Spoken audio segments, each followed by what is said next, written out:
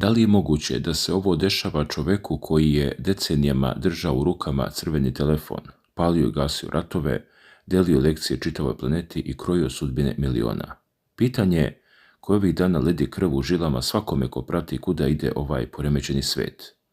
Dok na mediji sa svih strana, tutnjeći i upozoravajući, prenose da nam stiže opasna, nepredvidiva takozvana vatrena jesen u kojoj se lome carstva, u kojoj se pomeraju vojske i prijete nuklearni pragovi, u tišini dobro čuvanih vila odvija se drama koja je progutala svu geopolitiku ovog sveta. Gospodo draga, ovdje se više ne priča o partijama, o planovima i crvenima, o demokratiji i diktaturama. Ovdje se priča o golom, sirovom, biološkom kraju. Joseph Biden, najstariji predsjednik u istoriji Sjedinjenih Američkih Država, čovjek čije su godine gafovi i lucidni trenuci obeležili najopasniju deceniju modernog doba, sveden je, kako navode mediji, na postelju bola. Onaj isti Joe Biden, kojeg su nakon katastrofalne debate sa Donaldom Trumpom sopstveni saborci preko noći pustili niz vodu, primoran je da se suoči sa protivnikom kojeg nijedan veto, nijedan zakon i nijedna tajna služba ne mogu da potkupe niti da pobede. Mediji su dugo ćutali, zavijeni u oblandu zvaničnih saopštenja iz Vašingtona. Portparoli su mesecima mazali oči javnosti govoreći o rutinskim pregledima i staračkom umoru, ali zidovi su pali. U masovnom, potresnom intervju za BBC, koji je šokirao planetu, njegov sin, Hunter Biden, slomio se pred kamerama. Suze su potekle niz lice čoveka čiji su sopstveni skandali godinama punili naslovne strane. Pred celim svetom Hunter je ogolio istinu koja ledi krv. Citiram ga. Rak se proširio, metastazirao je u kosti i dalje. Veoma je bolno i u mnogim aspektima iscrpljujuće. Zaista je tužno gledati ga. Jedino što bih rekao o svom ocu, o njegovom trenutnom zdravlju jeste da bih voleo da se više žali, jer nije dobro, tvrdi sin. Ljudi, zamislite tu sliku. Čovjek koji je komandovao imperijom, čiji je potpis slao rakete preko okeana, sada leži izgrižen bolešću, dok mu sopstveni sin kroz suze poručuje da bi volio da ga vidi kako bar jednom zakuka, jer je bol prešla granicu ljudske izdržljivosti. I, uprko svemu tome, u 83. godini života sa kostima razorenim metastazama, njegova obsesija se nastavlja. Kako kaže Hunter, on i dalje pokušava da bude tamo vani, da govori o pitanjima u koja veruje, pripremajući svoje memoare simboličnog naziva Obećaj mi, Ameriko. Ali kakva je to Amerika koju ostavlja za sobom i kakva je to poruka koju nam šalje dok se priprema za svoj konačni izlazak sa scene? Ono što je usledilo nakon ove vesti nije zabeleženo u modernoj istoriji medija. Nisu to bile samo suve vesti agencija. To je bio trenutak kada se globalna svijest usijala.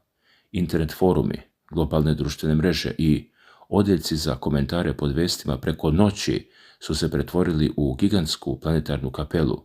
Ljudi iz svih krajeva sveta, od Vašingtona preko Londona pa sve do Balkana, prestali su da se pitaju šta će biti sa berzama i ratovima. Počeli su da se opraštaju. Evo šta piše mali čovjek iz mase, onaj čiji se glas nikada ne čuje u salama Ujedinjenih nacija. Dems piše kratko, sa rukama na tastaturi. Molim se za tebe, Joe, hvala ti za sve što si učinio za nas. Ali naravno, u toj istoj masi nema mira ni pred licem smrti. Odmah se diže plamen rasprave. Majker odgovara uz dozu gorkog, surovog realizma koji pogađa u srž. Iako ne želim Joe Bidenu nikakav loš ishod, a želim mu sve najbolje, možete li ga zamisliti da i dalje bude predsjednik Amerike? Bože moj, tvrdi ovaj u komentaru. A kao varnica na bure baruta, to se nadovezuje Kelvin, paleći vatru u komentarima. Tvoja poenta mora da si glasao za Trumpa. I tu nastaje opšti metež.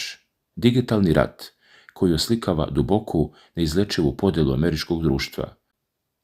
Jedni skaču u odbranu, potežući rang liste istorijskih predsjednika poput Charlotte 28, koji sećaju javnost, to jest podsjećaju javnost na to kako je Joe Biden po anketama bio rangiran više od svog večnog rivala, podsjećajući na suđenja, skandale, pelene, optužbe za korupciju i milione dolara koji su curili kroz političke lavirinte Vašingtona.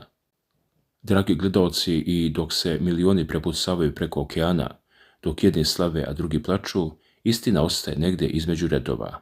Joe Biden je definitivno teško bolestan. Njegovo telo, nagriženo bolešću i godinama, izdaje ga tačno u trenutku kada svijet ulazi u svoju najopasniju fazu, u tu famoznu, najavljenu vatrenu jesen. Da li je bio dobar predsjednik? Istorija će ispisati tomove knjiga. Da li je grešio? Nema sumnje. Grehe su koštale živote mnoge širom planete, ali ono što danas gledamo jeste čista, ogoljena ljudska tragedija. Čovjek koji je komandovao silom ispraća se aplauzima i proklestvima u isto vrijeme. Komentari se nižu, sati prolaze, a digitalna čitulja raste iz minuta u minut. Ljudi se opraštaju bukvalno, ne od politike, ne od zakona, nego od jedne ere koja se nepovratno gasi pred našim očima, dok nam svima kuca na vrata nova, nepredvidiva budućnost. Dragi gledalci, šta vi mislite o ovim, da kažem, veoma teškim vestima kada je reč o bivšem predsjedniku Sjedinjenih Američkih Država Joe Bidenu i njegovoj teškoj bolesti o kojoj su prethodni mjeseci izvještavali brojni svjetski mediji? Bez obzira na to šta je ko mislio o Joe Bidenu kao predsjedniku, njegovoj politici i odlukama koje je donosio tokom svoje političke karijere, kada dođe ovakve životne situacije, mislim da politiku ipak treba ostaviti malo po strani. Bolest je nešto sa čime može da se suoči svaka porodica i svaki čovjek.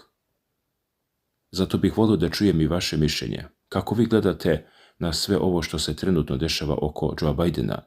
Da li vas je iznenadilo koliko se njegovo zdravstveno stanje posljednjih mjeseci našlo u centru pažnje javnosti? Pišite mi vaše mišljenje u komentarima, ali vas molim da budemo civilizovani i kulturni. Možemo da se ne slažemo sa nečijom politikom, možemo da kritikujemo njegove poteze i odluke, ali kada govorimo o nečijem zdravlju i teškoj bolesti, mislim da ipak treba sačuvati jednu ljudsku meru. Volio bih da pročitam šta vi mislite o Joe Bidenu, ne samo kao bivšem predsjedniku Amerike, već i o čitavoj ovoj situaciji koja se sada nalazi pred njim i njegovom porodicom. Toliko od mene za ovu analizu.